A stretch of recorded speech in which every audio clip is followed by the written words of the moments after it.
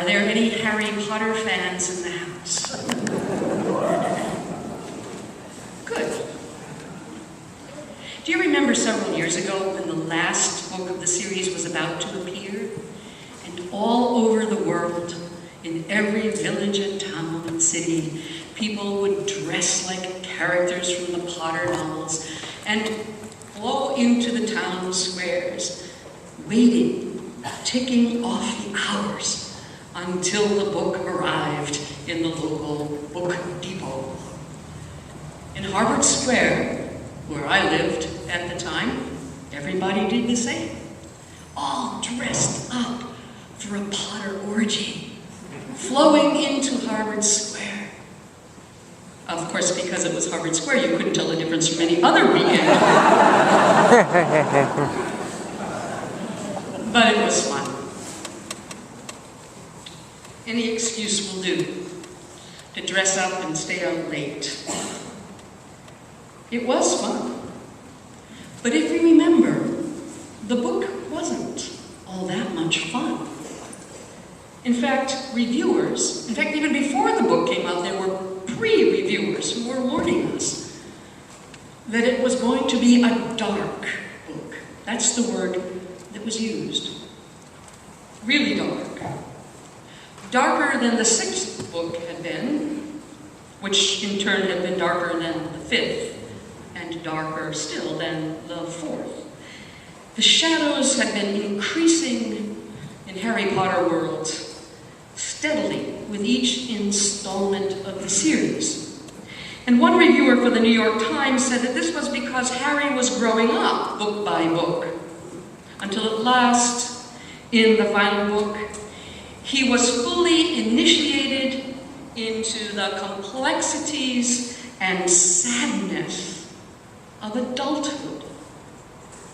The chosen one became a man, and suffering just went with the territory. It's a grown-up thing. Now, there are children in this world, child soldiers in Uganda, glue-sniffing street kids in Brazil, children exploited by sex tourists in Thailand, children in this world who might not agree that complexity and sadness are reserved for grown-ups. Before these kids have turned 10, they have suffered more sadness and complexity than all the grown-ups I know put together. Even children raised in far more advantageous circumstances know a great deal about darkness. These days, the smallest children absorb and suffer all sorts of grown-up anxieties. All the same, I think those of you who consider yourselves grown up, all the same would agree that growing up ushers us into a world of painful vulnerability. It's a world where a kiss no longer makes the boo-boo better.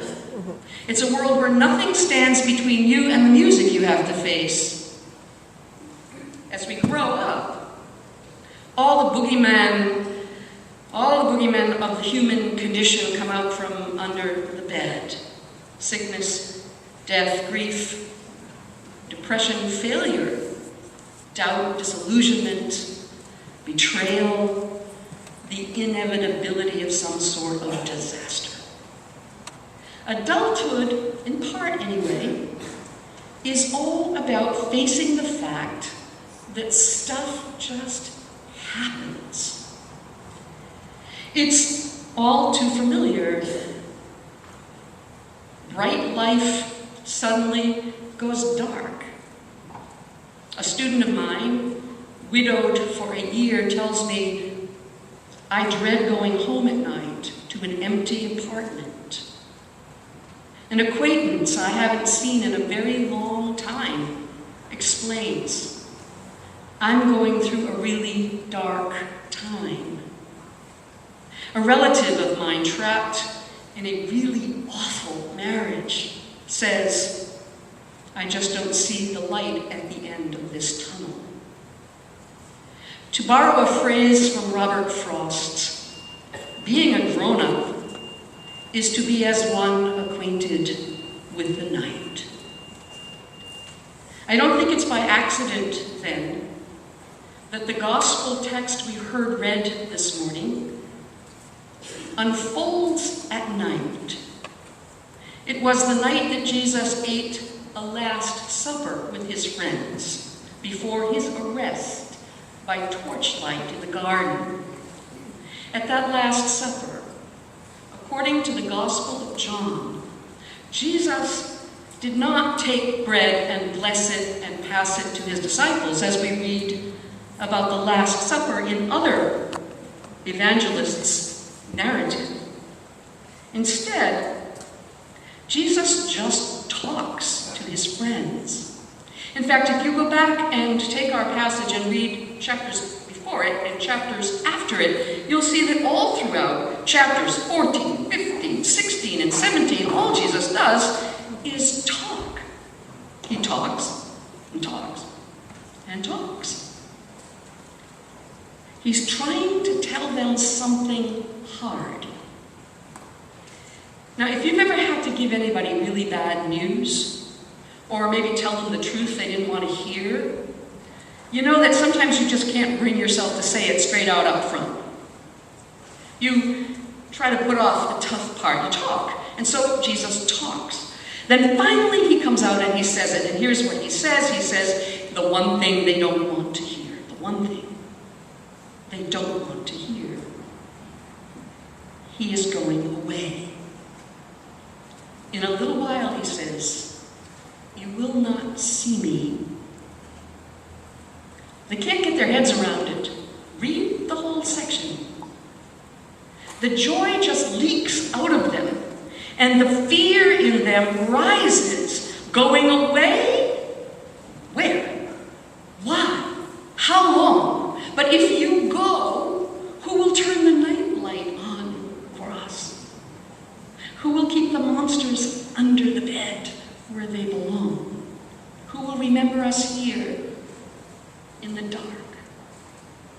Who will know that we are always teetering on the brink of disaster? Who will save us in the wee hours of the night? Now, there was another time, not too long before this Last Supper, when the disciples felt the same sort of anxiety and fear that they're feeling in this story. It also happened, the gospel says, when evening had come.